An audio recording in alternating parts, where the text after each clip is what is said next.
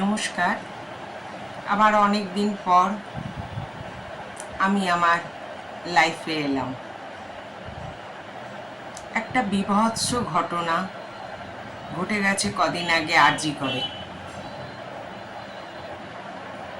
ধিক এই সমাজকে, ধিক মানবিকতাকে, ধিক মানুষকে। আমাদের লজ্জা, আমরা এখনো ৭৮তম স্বাধীনতায় সত্যি কি আমরা স্বাধীন? আমরা স্বাধীনতা নয় আমাদের, আমরা নিরাপত্তাহীন সমাজে বাস করি। যে সমাজে প্রতিনিয়ত প্রতি মুহূর্তে প্রত্যেকটা দিন মেয়েরা নির্যাতিত, নানা কারণে সমাজে নির্যাতিত, সংসারে নির্যাতিত, কলেজ, বাস, ট্রাম সব জায়গায়। কেন? এখনো যেখানে শিক্ষা অনেক দূর এগিয়ে গেছে, মেয়েরা নানা জায়গায় নানা কারণে প্রতিষ্ঠিত, তবুও তারা ছেলেদের সঙ্গে পাল্লা দিয়ে শিক্ষায়, প্লেনে, ট্রেনে, বাসে, অটো, টোটো সবেতে তারা পাল্লা দিয়ে চলছে, তাও তারা নির্যাতিত।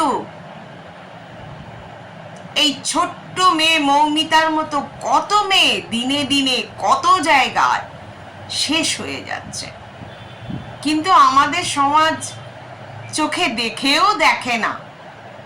তাদের বাড়িতেও মেয়ে আছে।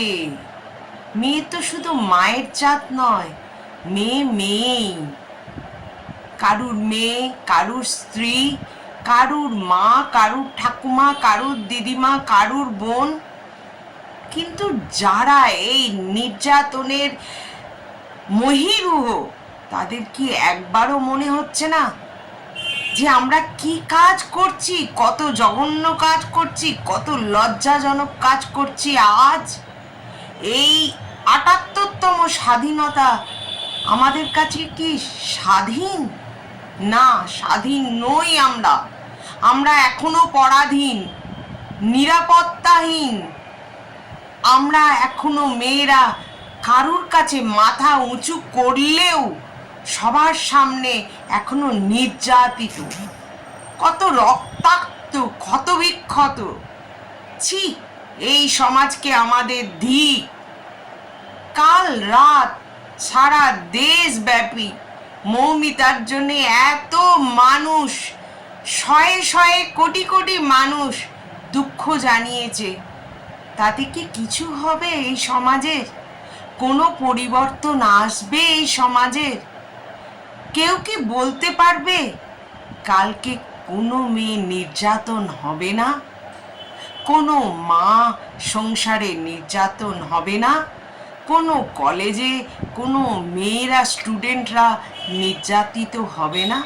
কেউ কি সত্যিই বলতে পারবে এই সমাজের মানুষ? বিচার চাই, বিচার চাই বললেই কি কেউ বিচার দেয়? ন্যায্য বিচার এখনো কোনো মেয়ে পায়নি। আর কবে পাবে এই সমাজে? সবাইয়ের কাছে এটাই প্রার্থনা, আমরা ন্যায্য বিচার যেন মেয়েরা পায়। এই সমাজ, পুরুষ শাসিত সমাজে এখনো মেয়েরা অনেকের চোখে অনেক নিচু। ন্যায্য বিচার প্রত্যেকের কাছে হাত জোর করে আমরা প্রার্থনা জানাচ্ছি, মেয়েরা যেন ন্যায্য বিচার পায়। সব কিছুতে মাথা উঁচু করতে দেয়া হোক মেয়েদের, আর অত্যাচারিত যেন না হয়। এটাই সবাইয়ের কাছে, এই সমাজের কাছে, শিক্ষিত অশিক্ষিত সব মানুষের কাছে আমাদের প্রার্থনা। আমি মা হয়ে মৌমিতার মতো মেয়ের এই ক্ষত দগদগে ঘা ভুলতে পারছি না, কেউই ভুলতে পারছি না। এই দগদগে ঘা যেন আর কোনো মেয়ের না হয়। সবাই এই বিচারে সামিল হন, ন্যায্য বিচার যেন আমরা পাই। এটাই আপনাদের কাছে আজকে বলার জন্য আমি এসেছি।